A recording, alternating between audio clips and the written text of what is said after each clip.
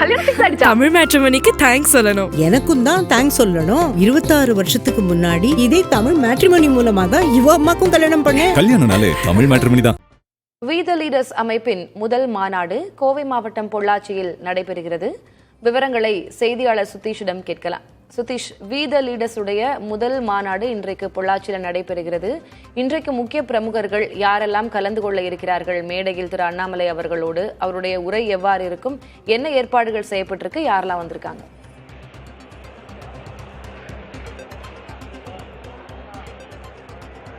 திலகவதி, நாம் கோவை மாவட்டம் Pollachi we the leader மாநாட்டுடைய பந்தலில் தான் இருக்கிறோம்.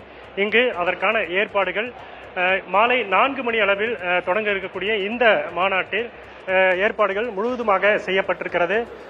கிட்டத்தட்ட 20,000 இருக்கைகள் இங்கு போடப்பட்டிருக்கிறது. தமிழகம் முழுவதும் இருந்தும் வி த லீடருடைய உறுப்பினர்கள் இங்கு வந்திருக்கிறார்கள். தமிழக பாரதிய ஜனதா கட்சியின் மாநில தலைவர் பதவியிலிருந்து கடந்த ஜூன் மாதம் அதிரடியாக விலகிய அண்ணாமலை தான் தொடங்கியுள்ள வி த லீடர்ஸ் என்ற புதிய அரசியல் இயக்கத்தின் முதல் மாநாட்டை இங்கு கோவை மாவட்டம் பொள்ளாச்சியில் இன்று நடத்துகிறார். பொள்ளாச்சி கோவை சாலையில் இருக்கக்கூடிய ஆச்சிப்பட்டி பகுதியில் சுமார் 25 ஏக்கர் பரப்பளவில் இந்த மாநாட்டு திடல் அமைக்கப்பட்டிருக்கிறது. குறிப்பாக இதனுடைய ஒரு முக்கிய கருத்தாக போதையில்லா தமிழகம் என்ற விழிப்புணர்வு ஒரு முழக்கத்துடன் நடைபெறும் இந்த மாநாடு தமிழகத்துடைய தற்போதைய அரசியல் சூழலில் அண்ணாமலையின் அடுத்த கட்ட அரசியல் பாய்ச்சலுக்கான ஒரு தொடக்க புள்ளியாக பார்க்கப்படுவதாக அரசியல் வட்டாரங்கள் தெரிவிக்கிறது. பாஜகவில் இருந்து வெளியேறிய பிறகு அண்ணாமலை நடத்தும் முதல் பொது மாநாடு என்பதால் இதில் அவர் என்ன பேசப் போகிறார் என்ற எதிர்பார்ப்பு அரசியல் வட்டாரத்தில் தற்போது ஒரு எதிர்பார்ப்பை ஏற்படுத்தியிருக்கிறது. அந்த அடிப்படையில் தான் இந்த மாநாடு தற்போது இன்றைக்கு இங்கு பொள்ளாச்சியில் நடைபெற இருக்கிறது. போதை பழக்கத்திற்கு எதிராக இளைஞர்களை திரட்டுவது, தூய்மையான மற்றும் நேர்மையான கிராமப்புற தலைவர்களை உருவாக்குவது போன்ற நோக்கங்களை அடிப்படையாக கொண்டு இந்த மாநாடு நடத்தப்படுவதாக அண்ணாமலை அவர்கள் ஏற்கனவே தெரிவித்திருந்தார்.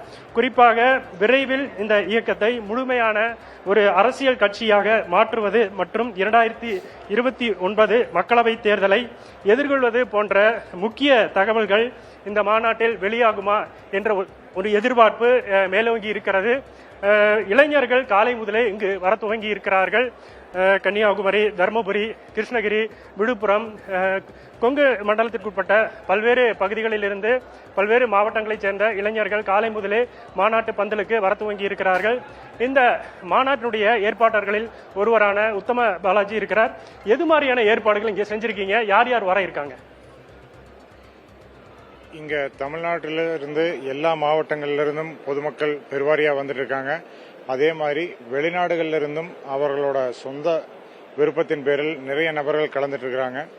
இந்த மாநாடு அப்படிங்கிறது வந்து ஒரு தமிழகத்திற்கு ஒரு புதிய ஒரு விழிப்புணர்வை கொடுக்கக்கூடிய ஒரு மாநாடா இருக்கும். இது வந்து ஒரு நாட்டை அழிக்க வேணும்னா அதுக்கு வந்து இது வந்து போதை ஒழிப்பு சம்பந்தமான நிகழ்வு. இது வந்து சர்வதேச அளவில் வந்து இதுக்கான தேவை மிக அதிகமாக இருக்குது.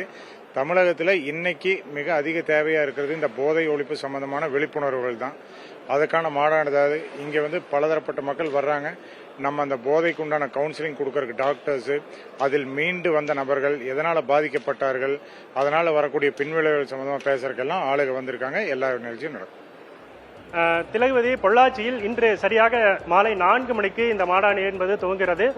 மாலை 6 மணிக்கு அண்ணாமலை அவர்கள் இந்த மாநாட்டு திடலில் உரையாற்ற இருக்கிறார். முன்னதாக மருத்துவர்கள், போதை விழிப்புணர்வு தொடர்பாக மருத்துவர்கள் உரையாற்ற இருக்கிறார்கள். போதையிலிருந்து மீண்டு வந்த மக்கள் இதில் உரையாற்றும் படியான பல்வேறு நிகழ்வுகளும் இந்த மாநாட்டை ஒட்டி செய்யப்பட்டிருக்கிறது. மாநாட்டிற்கான அந்த கூட்டம் என்பது தற்போது காலை முதலே வர துவங்கி இருக்கிறார்கள்.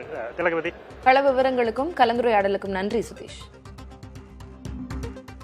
மேலும் பல அண்மை செய்திகளுக்காக தொடர்ந்து இணைந்திருங்கள் புதிய தலைமுறையுடன்.